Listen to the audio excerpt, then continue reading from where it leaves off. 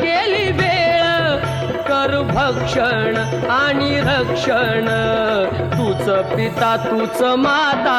बाप्पा मोरया रे बाप्पा मोरया रे चरणी ठेवी तो माथा